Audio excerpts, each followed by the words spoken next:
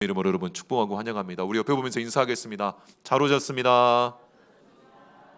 우리 한 번 더 인사하겠습니다. 수고 많으셨습니다. 여러분 오늘이 12월 첫째 주입니다. 지난 12개월 동안 정말 수고 많으셨고 우리가 이번 한 달을 또 잘 정리하고 잘 준비하기를 소망합니다. 백정 박성춘은 바로 서울 승동교회 최초의 초대 장로님이십니다. 바로 사무엘 무라는 선교사님이 바로 백정들이 많이 사는 곤단골이라는 곳에 들어가셔서 그곳에서 함께 사시면서 교회를 설립합니다. 그게 바로 곤단골 교회이고 그게 오늘날 승동교회 시초입니다. 백정들을 중심으로 이 교회가 시작됐는데 이 무호 선교사님의 말씀이 얼마나 놀랍고 또 기도의 능력이 얼마나 놀랐던지 주변의 양반들까지 이 교회에 모여서 함께 예배를 드리기 시작합니다. 그런데 점점 더 이 백정들이 많이 몰리기 시작하자 양반들이 이 무호 선교사님에게 탄원을 합니다. 우리가 반상의 엄격히 구별하는데 이 백정들과 함께 예배드릴 수 없으니까 예배 시간을 좀 분리해 주시든지 아니면 예배 자리를 좀 분리해 가지고 백정들은 뒤에 앉고 양반들이 앞에 앉든지 이렇게 분리 조치를 하라고 그렇게 요구를 합니다. 그러자 이 무호 선교사님이 그것을 용납할 수 없다는 거예요.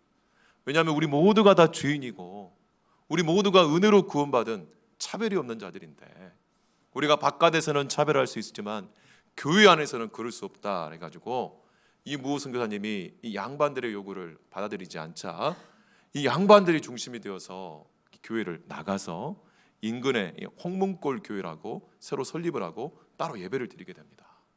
그런데 3년이 안 돼서 이 홍문골 교회가 이유를 알 수 없는 화재로 다 불타서 없어져 버리고 다시 이 양반들이 선교사님을 찾아와서 사죄를 하고 회개를 하고 다시 교회가 하나가 되어서 시작한 것이 바로 오늘날 승동교회, 우리 대한예수교 장로회 합동 측에서 제일 오래된 교회이고 이 기독교 유적지로 세워진 교회입니다. 그 교회에서 처음 장로를 투표하고 세웠는데 그게 누구입니까? 바로 양반들도 아니라 백정이었던 바로 박성춘이라는 사람이 장로로 그렇게 임직을 하게 되는 것입니다. 여러분, 이 한 사람 130년 전에 일어난 일이고 정말 복음이 아니고서는 설명할 수 없는 일이라고 할 수 있습니다. 여러분, 오늘날 많은 사람들이 그런 이야기를 합니다.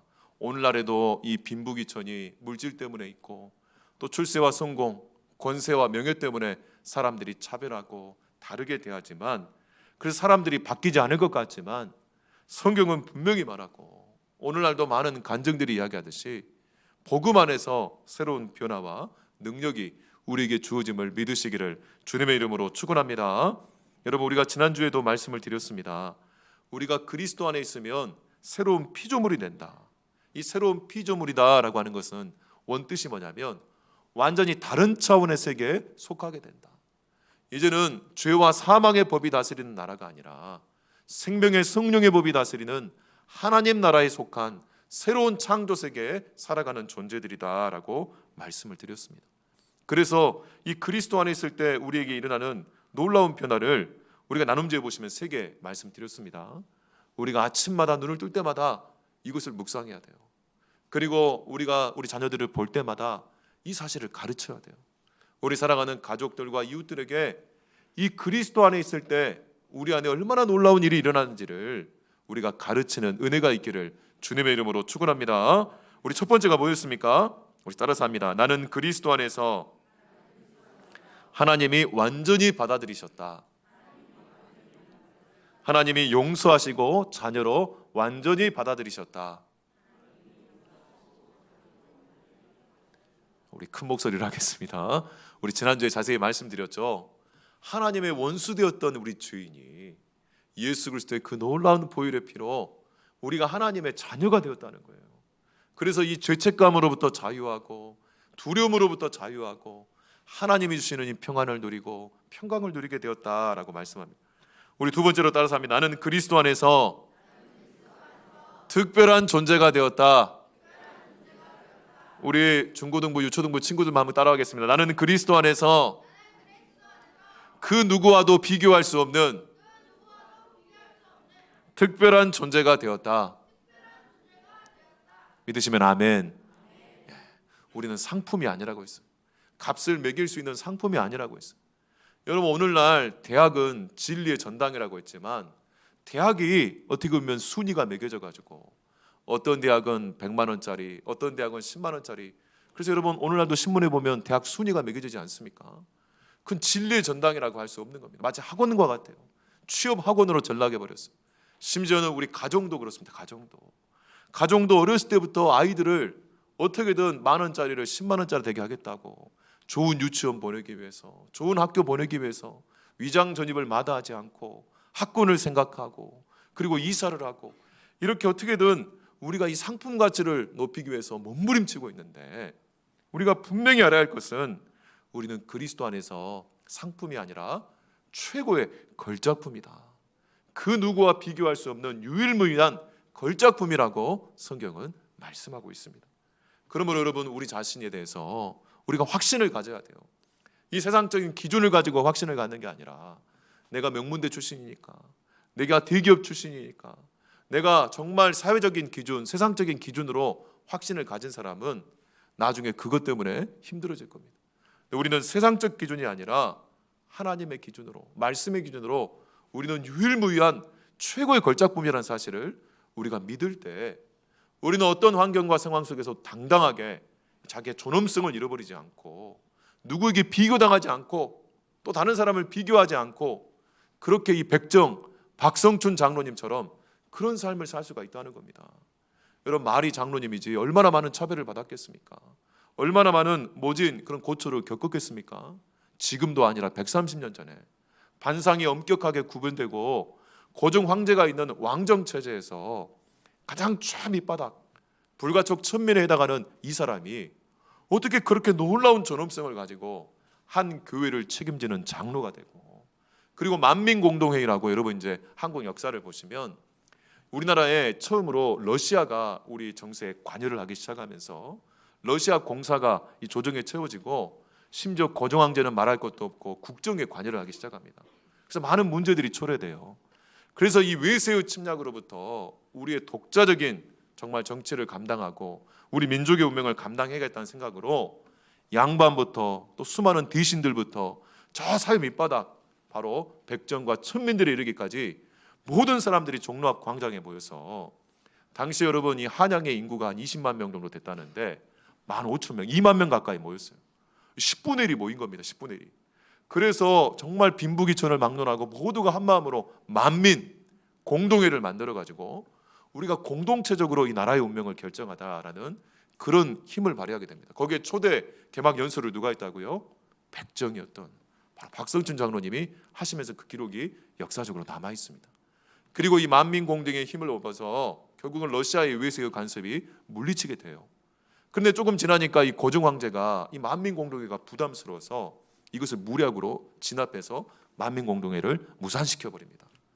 그러고 나서 누가 들어옵니까? 청나라가 들어오고 일본이 들어와 가지고 결국 역사적으로 이 만민공동회가 무산되지 않았다면 고종 황제가 자기의 왕정으로 독재하지 않고 이 만민공동회 의견을 받아들여서 함께 그렇게 이 민족의 운명에 대해서 논의하고 협의할 수 있었다면 아마도 우리나라에 청일전쟁이 일어나지 않았고 나아가서 일제치하 이렇게 일어나지 않았고 아마도 우리나라가 입헌 군주제의 모범적인 민주국가가 되었을 것이다 라고 그렇게 역사적으로 추정을 하는 학자들이 많습니다.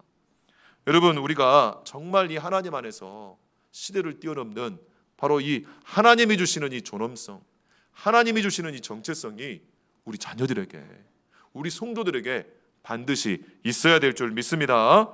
그리고 오늘 우리가 살펴볼 세 번째가 뭡니까? 우리 따라서 합니다. 나는 그리스도 안에서 새로운 공동체에 속하게 되었다. 완전히 다른 공동체에 우리가 속하게 되었다는 거예요.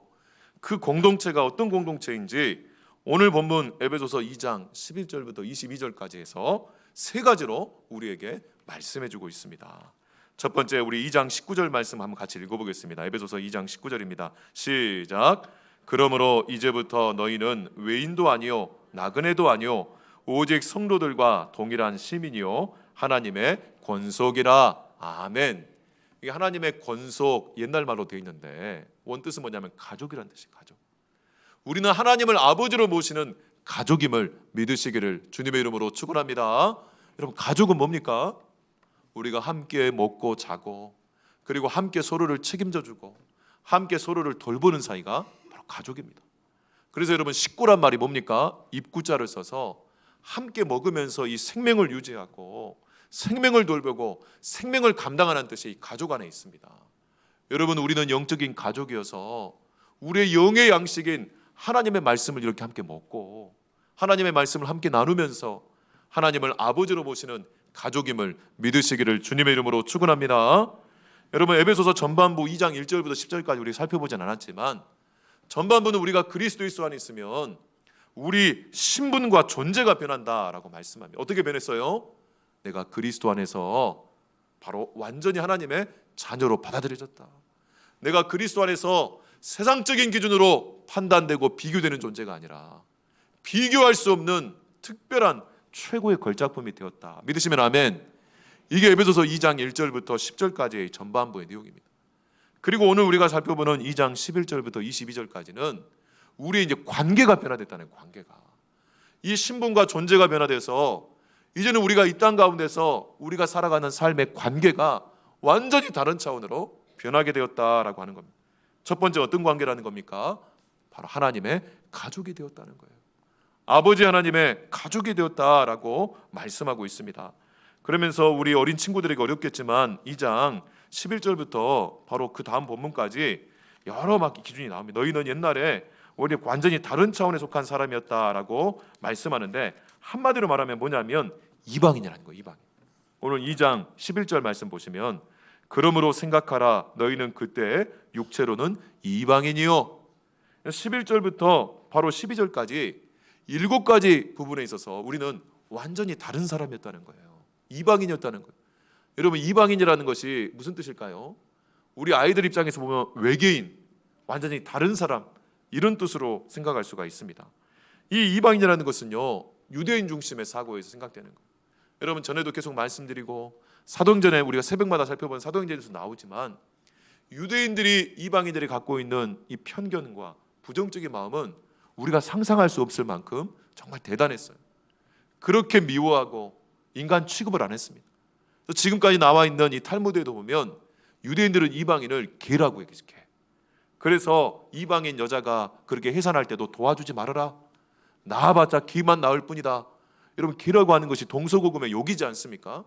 근데 여러분 우리가 알아야 할 것은요.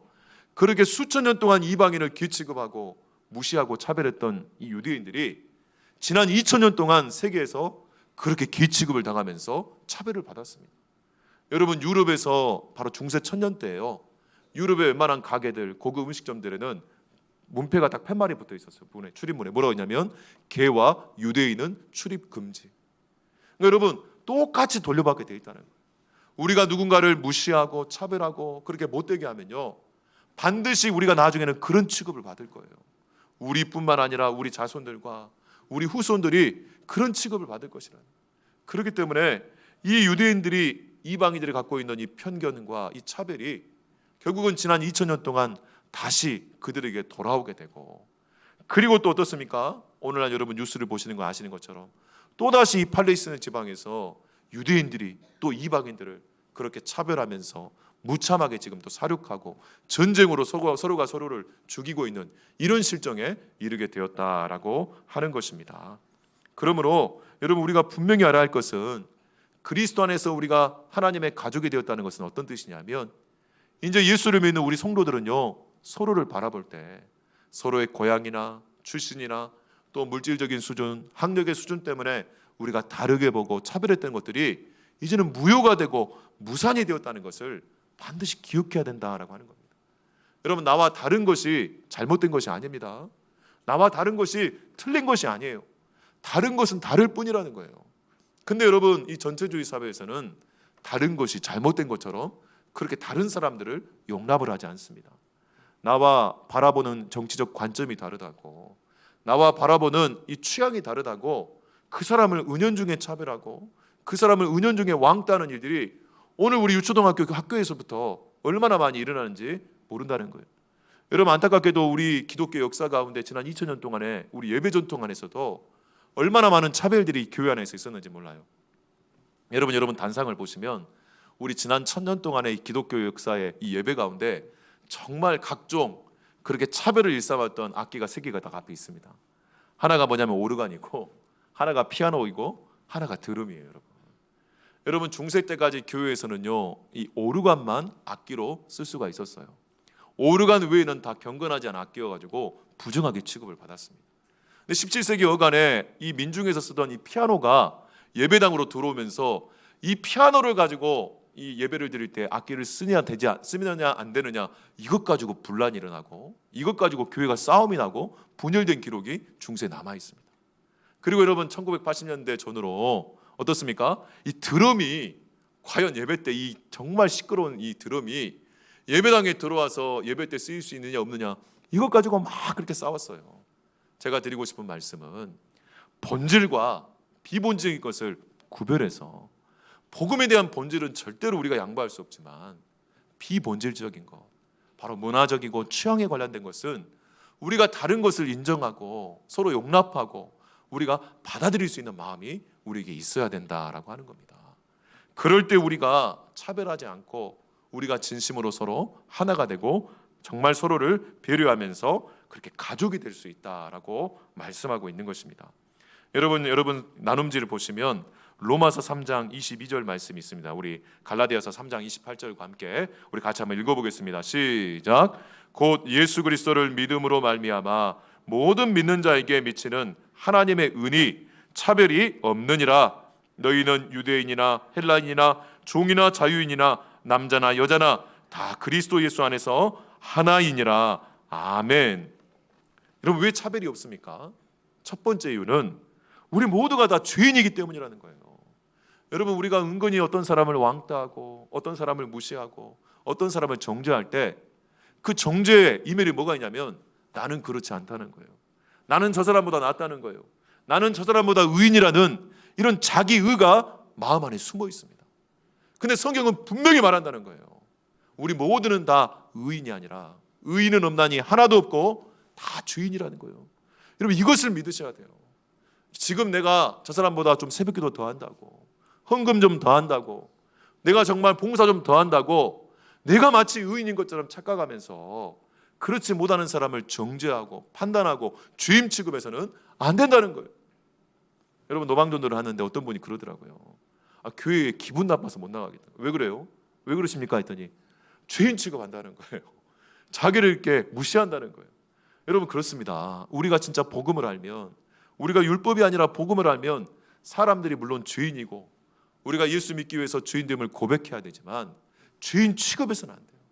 바로 이 복음과 정말 은혜를 통해서 우리에게 베풀으신 하나님의 이 사랑과 은혜 가운데서 내 스스로 자기가 죄인됨을 고백하며 그것을 발견하고 하나님 앞에 나아가는 것이지, 우리가 은혜를 경험하기 전에 먼저 죄인 취급하면서 그 사람의 죄를 지적질하고 하면요, 절대로 그 사람은 예수 그리스도를 인격적으로 만나기가, 참된 복음의 은혜를 인격적으로 경험하기가 너무너무 힘들고 어렵다는 겁니다. 그래서 여러분 통계적으로 보면 저 같은 목회자 자녀들, 중직자 자녀들이 예수님을 인격적으로 만나기가 쉽지 않다는 거예요. 왜 그럴까요? 무조건 강요하고 은연적으로 강요하고 용납을 하지 않거든요. 그런데 여러분 우리가 정말 죄인 취급하지 않고 율법으로 대하지 않고 정말 자기 의를 주장하지 않고 정말 서로를 정말 은혜로 대하기를 주님의 이름으로 축원합니다. 그러면서 두 번째는 왜 차별해서는 안 됩니까? 모든 사람은 다 죄인이기 때문에 결국 우리는 다 은혜로만 구원받을 수 있다는 거예요. 내가 좀 헌금 많이 하고 봉사 많이 하고 예배 안 빠진다고 은혜가 필요 없는 게 아니라는 거예요. 우리 모두는 다 죄인이고 모두는 다 은혜로만 구원받기 때문에 우리는 지금 눈에 보이는 어떤 조건이나 어떤 기준을 가지고 서로를 그렇게 차별하고 다르게 대해서는 절대로 안 된다라고 하는 겁니다. 여러분 심지어 유교에서도 군자는 뭐라고 합니까? 외유내강이라고 했어요. 다른 사람에 대해서는 은혜롭게 대하고 자기 자신에 대해서 엄격하다, 이게 군자라는. 그러면서 소자는 뭐라고 합니까? 반대라는 거예요. 다른 사람에 대해서 엄격하고 자기에 대해서는 한없이 그렇게 관대합니다. 그래서 오늘날 우리 현대인들이 뭐라고 하면 내로남불이라고 하지 않습니까? 내가 하면 로맨스이고 다른 사람이 남이 하면 불륜이라고 그렇게 다른 기준을 가지고 대한다는 거예요. 여러분 지난 한 주간의 뉴스를 보신 분은 알겠지만 제 이름이 막 계속 오더라고요. 김용. 그래서 구속이 됐습니다. 민주연구원의 부원장이었고 이재명 우리 또 대표가 경기도 지사를 할 때 옆에서 오른팔 역할을 했던 분인데 이분이 이제 구속이 됐어요. 5년형을 구형을 받았는데 정치적인 문제라 주숨 치렀지만 법률적인 이유이기 때문에 제가 하는 겁니다. 그런데 여러분 어떻습니까? 바로 이 증거가 없는 거예요. 뇌물죄 증거가. 진술만 있어요. 유동규라는 사람의. 근데 유동규 사람도 처음에는 안 줬다고 했다가 중간에 진술을 바꿨습니다. 여러분 이 증언이 효력이 있고 법적인 효력이 있으려면 바뀌면 안 돼. 일관성이 있어야 되는데 증언만 있는데 일관성도 없고 물증은 하나도 없는데 구속이 됐어요. 그리고 자기가 줬다고 그렇게 정말 돈을 줬다고 하는 유동규는 또 무죄가 돼가지고 풀려났어요. 여러분 최근에 한 5년 동안에 우리나라 판례가 지금 다시 쓰여지고 있다고 법조계에서 그런 이야기를 합니다. 법도 없고 헌법도 없고 완전히 무자비하게 힘과 정치의 논리로만 지금 가고 있어요. 그래서 이 기준들을 보면 다 뭡니까? 내로남불인 거예요. 전에는 표창장 때문에 4년을 구속해가지고 생사람을 잡았는데 이제 어떤 정말 이렇게 학위의 위조 문제가 났는데 대학에서 심사가 진행 자체가 안 되고 있는. 여러분 제가 계속 이런 말씀을 드리는 건 뭐냐면 우리가 그렇다는 겁니다. 정치적인 실력자, 권력자만이 아니라 나도 그렇다는 거예요. 내 식구일 때는 감사하지만 다른 사람 문제일 때는 그렇게 엄격하게 대하고 차별을 대하고 그렇게 엄혹하게 대하는 우리는 그야말로 주인이고 정말 이중인격자이고 위선자라는 사실을 우리가 분명히 기억하고 있어야 된다라고 하는 겁니다. 그럴 때만이 우리는 차별하지 않을 수 있고 오직 은혜로 서로를 대할 수 있는 가족이 될 수 있다라고 하는 겁니다.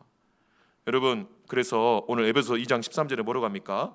이제는 전에 멀리 있던 너희가 그리스도 예수 안에서 그리스도의 피로 가까워졌느니라. 여러분 이 원수됐던 자들이 어떻게 가까워졌습니까? 피 때문이라는 거예요.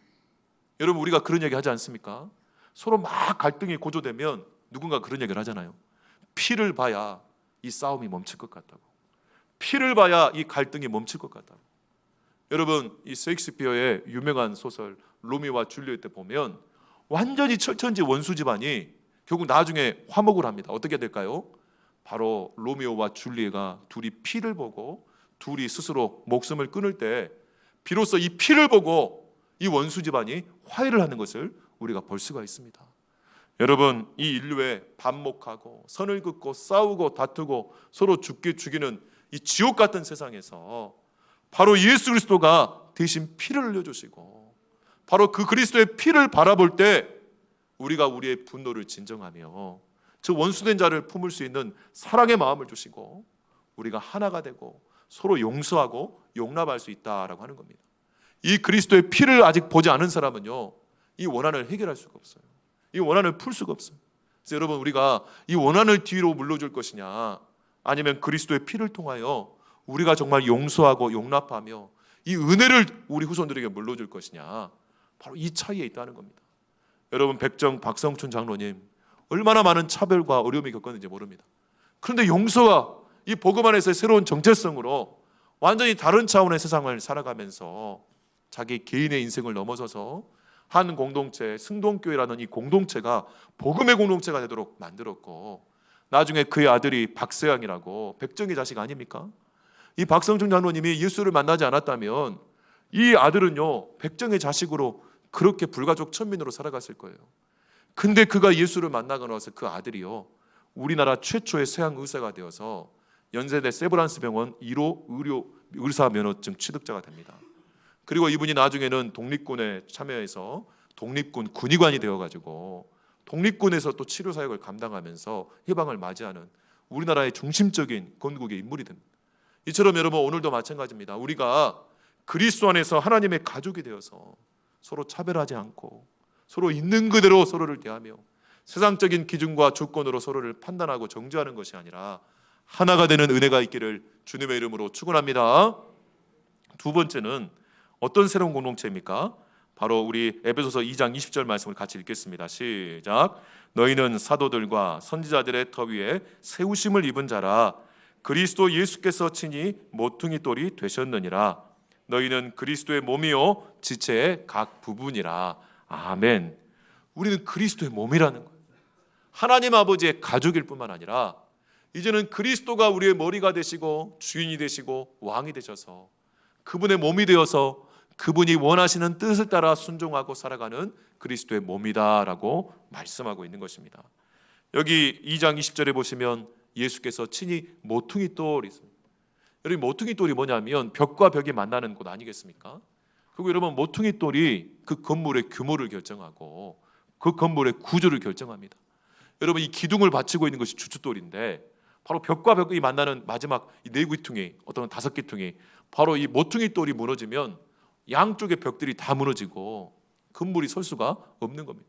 그러니까 여러분, 건축을 하고 설계를 할 때 모퉁이 돌의 지점을 제일 먼저 잡는 것이 이 건물의 규모를 결정하고 구조를 결정하는 아주 중요한 것인데, 우리는 바로 예수 그리스도가 우리의 모퉁이들이 되어서 우리가 예수 그리스도의 그 말씀을 믿고 따르는 만큼 우리가 이 땅에서 세우는 인생의 집의 규모와 구조가 결정이 될 것이라는 거예요.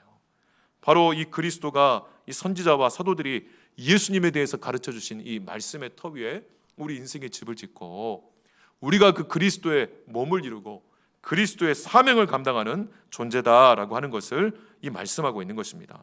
바로 어떤 사명이냐, 여러분 어렵지만 바로 오늘 2장 14절로 18절까지 말씀에서 나오는데 우리 한번 같이 읽어보겠습니다. 시작. 그는 우리의 화평이신지라 둘로 하나를 만드사 원수된 것 곧 중간에 막힌 담을 자기 육체로 오시고 법조문으로 된 계명의 율법을 폐하셨으니 이는 이 둘로 자기 안에서 한 세 사람을 지어 화평하게 하시고 또 십자가로 이 둘을 한 몸으로 하나님과 화목하게 하려 하심이라. 원수된 것을 십자가로 소멸하시고 또 오셔서 먼 데 있는 너희에게 평안을 전하시고 가까운 데 있는 자들에게 평안을 전하셨으니 이는 그로 말미암아 우리 둘이 한 성령 안에서 아버지께 나아감을 얻게 하려 하심이라. 아멘. 참 어려운 말로 돼 있죠. 한마디로 말하면 뭐냐면 하나가 되게 하기 위해서, 원수된 자들이 화목하게 하기 위해서 바로 우리를 부르시고 예수님이 그 일을 하셨고 그리스도의 몸된 우리 성도들을 통해서, 우리 교회를 통해서 바로 이 일을 하기를 원하신다라고 하는 겁니다. 바로 둘로, 바로 원수된 사람들의 막힌 담을 허무시고 우리가 정말 하나가 되는데, 그러려면 뭘 없어져야 되냐면 가운데 두 번째 줄에 보시면 법조문으로 된 계명의 율법을 폐하셨다라고 하는 거예요. 여러분, 하나님께서 우리에게 율법을 주셨는데 이 율법은 뭡니까? 진리를 가르쳐 주시고 이 진리에 비추어서 우리가 영적으로 얼마나 죄인이고 얼마나 연약한지를 깨닫고 하나님을 더 의지하고 하나님을 더 섬기는 데 나아갈 수 있는 지표와 이 표지판으로 우리에게 율법을 주셨어요. 그렇기 때문에 우리가 율법의 정신을 제대로 깨달으면 율법을 가지고 내 공로를 세우고 내 의를 추구하는 것이 아니라 하나님의 의를 추구하면서 하나님을 더 의지하고 하나님의 은혜를 더 의지하게 만드는 것이 율법의 정신이고 목적인데, 오늘날 많은 사람들은 이 율법을 가지고 뭘 하는 거예요? 다른 사람을 판단하고 다른 사람을 정죄하고 다른 사람을 주인 취급하면서 수많은 주인들을 만들어버린데 이것을 사용한다는 거예요. 율법을 우리에게 생명을 위해 주셨는데 오늘날 우리는 이 율법을 가지고 사람을 살리는 데 쓰는 것이 아니라 사람을 죽이는 데 쓰고 있다라고 말씀하고 있는 것입니다. 그래서 예수님 당시에 이 율법을 맡은 서기관과 바리새인들에게 예수님 뭐라고 했습니까? 독사의 자식들아, 회칠한 무덤 같은 자들이라. 왜요? 생명이 없기 때문에. 오히려 이 율법을 가지고 사람을 살리려고 말씀을 주셨는데 그 말씀을 가지고 사람을 독사처럼 물어서 죽여가지고 사람들을 독에 취하게 만들기 때문에 예수님이 이 말씀을 맡은 오늘날로 말하면 목회자, 저 같은 목사와 종교 지도자들을 그렇게 정죄하고 그렇게 심각한 정말 욕을 하셨던 것을 우리가 확인할 수가 있다는 겁니다. 오늘도 마찬가지입니다. 우리 성도들이 자기가 먼저 말씀을 배우고 말씀을 많이 알고 말씀을 깨달았다고 해서 이 말씀을 가지고 남들을 죽이는 데 쓰면 안 되는, 남을 판단하는 데 쓰면 안 된다는 거예요. 이 말씀은 뭡니까? 내가 이 말씀을 깨닫고 내가 내 자신에게 적용하고 하나님의 은혜를 더 의지해야만 살 수 있는, 바로 자기의 연약함을 하나님께 맡기고 하나님께 나아간 은혜의 수단으로 써야지 다른 사람을 죽이는 율법의 수단으로 써서는 절대로 안 된다라고 하는 거예요. 여러분, 제가 전에도 전에 사역하던 교회에서도 그렇습니다. 설교하고 딱 내려왔는데 어떤 권사님이 그러시는 거예요. 목사님, 이 말씀을 우리 며느리가 들었어야 했는데, 우리 동서가 들었어야 했는데. 여러분, 말씀은요 며느리가 듣도록 동서가 듣도록 주신 말씀이 아니라 이 말씀은 누구에게 적용해야 됩니까? 나한테 적용해야 된다는 거예요. 우리 따라서 하면 나한테 적용해야 돼요. 그 사람은 그 사람의 역사가 하나님 뜻 가운데 있을 거예요. 근데 오늘 깨닫게 해주신 이 말씀을 가지고 저 사람 어떻게 생각하는가 보자, 오늘 누구 성도가 이 말씀을 듣고 어떻게 반응하는 거 보자, 이것이 우리의 관심이 돼서는 절대로 안 됩니다. 이 말씀을 가지고 나를 비추어서 나를 하나님 앞에서 새롭게 만드는, 그래서 내가 하나님 앞에 더 거룩한, 바로 거룩하고 사랑과 은혜가 충만한 사람으로 우리가 변화될 때 우리를 통해서 하나님의 이 거룩하신 회복의 역사, 화목하게 하신 역사가 일어나게 된다라고 말씀하고 있는 겁니다. 여러분 오늘 본문에 보시면 화목하게 하려, 화목이란 말이 나와요. 근데 여러분 이 성경에서 나오는 이 화목이란 단어는요, 원수를 화목시키다, 원수를 정리했습니다. 여러분 화목하게 하려면 화목 제사가 필요합니다. 화목의 제물이 필요해요. 여러분 내가 누군가에게 악을 저질러서 누구에게 피를 끼쳤으면 어떻게 합니까? 이 관계가 회복이 되려면 어떻게 해야 되죠? 보상을 하고 변상을 해야 되잖아요. 대가를 치러야 되잖아요. 대가를 치르지 않고 말로만 용서해달라고, 말로만 화목하게 지내자고 하면 이 관계는 회복이 될 수 없다는 거예요. 근데 우리가 분명히 알아야 할 것은 바로 그 화목의 제물이 되신 분이 누구라는 거예요? 바로 예수 그리스도라는 거예요. 바로 하나님의 아들이시고 주 없으신 예수님이 바로 피를 보셨다는 거예요. 이 화목의 이 제물이 되셨다는 거예요. 그래서 그 예수 그리스도의 피를 볼 때 내 원한이 풀리고, 원수들의 그 원한이 풀리고, 우리가 이 사람을 보는 게 아니라 그리스도의 피를 보면서 이 사람을 용서하고 용납하고 은혜로 대하면서 우리가 하나가 되게 하는 이 화목의 직분으로 우리 직분자를 불러주시고 우리 성도들을 불러주시고, 오늘도 우리가 그리스도의 몸이 되어서 그리스도처럼 십자가로 나아가 화목케 하기 위해서 내가 스스로 나를 십자가에 못 박고, 내 자기 의를 십자가에 못 박고, 내 편견과 내 기준과 저 사람에 대한 내 판단을 십자가에 못 박으면서 바로 예수 그리스도의 보혈의 피가 우리 가정을 새롭게 하고 우리 교회를 화목케 하는 이 놀라운 은혜로 우리를 부르셨다는 이 사실을 믿으시기를 주님의 이름으로 축원합니다. 그래서 중간에 뭐라고 하냐면 한 세 사람을 지어 화평하게 하셨다. 이 한 세 사람이 뭐냐면 바로 원수된 자들을 하나가 되게 만드는 완전히 다른 차원에 속한 새로운 사람이다라고 하는 거예요. 우리가 그리스도 안에 있으면 뭐라고 했습니까? 나는 하나님께 완전히 받아들여졌다. 나는 하나님께 용서함 받고 이제는 하나님의 자녀로서 완전히 받아들였다. 믿으시면 아멘. 그러면 뭘 믿어야 되냐면 내 옆에 있는 저 사람도 하나님이 완전히 받아들였다는 사실을 믿으셔야 돼요. 지금 보기에 별 볼 일 없는 것 같고 악해 보이고 저 사람이 무슨 소망이 있을까 싶지만 아니라는 거예요. 그 사람도 그리스도 안에 있으면 하나님이 나를 받아주셨듯이 저 사람도 하나님이 완전히 받아들였다는 사실을 우리가 믿고 그것을 받아들일 때 우리가 화목할 수가 있다는 겁니다. 내가 하나님 안에서 그리스도 안에서 특별한 존재가 되었다라고 하는 것을 믿는다면 바로 내 옆에 있는 저 사람도, 나와 미워하는 저 사람도 바로 그리스도 안에서 특별한 존재라는 것을 우리가 받아들일 때 우리가 진짜 화목할 수 있고 바로 우리가 하나가 될 수 있다라고 말씀하고 있는 것입니다. 여러분 저는 확신컨대 성경에 나와 있지 않지만 우리가 나중에 천국에 가면 그렇지 않습니까? 우리가 적당히 신앙생활 하다가 오늘날 많은 사람들이 갈등이 싫고 여러분 관계 맺는 것이 두려워서 대음교회로 옮겨가서 그냥 주일날 잠깐 예배드리고 봉사나 교제는 다 없이 그냥 그렇게 예배만 드리는 사람들이 많다는 거예요. 왜 그럴까요? 이 갈등 때문에, 이 관계에 대한 상처 때문에. 그래서 나중에 천국 가서도 어떻게 될까요? 천국 가서도 그렇게 조용히 그냥 천국에서도 생활할까요?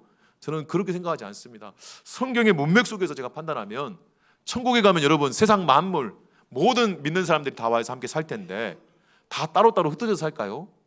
저는 아마도 우리 이석교회 성도들은 이석교회 성도들끼리 모여서 살 것 같아요. 그러지 않겠습니까? 여기에서 우리가 함께 예수 믿고 성도가 됐는데 천국 가서 완전히 저 다른 사람들하고 모여가지고 살 이유도 없고 아마 하나님께서 그렇게 하시지 않을 것 같아요.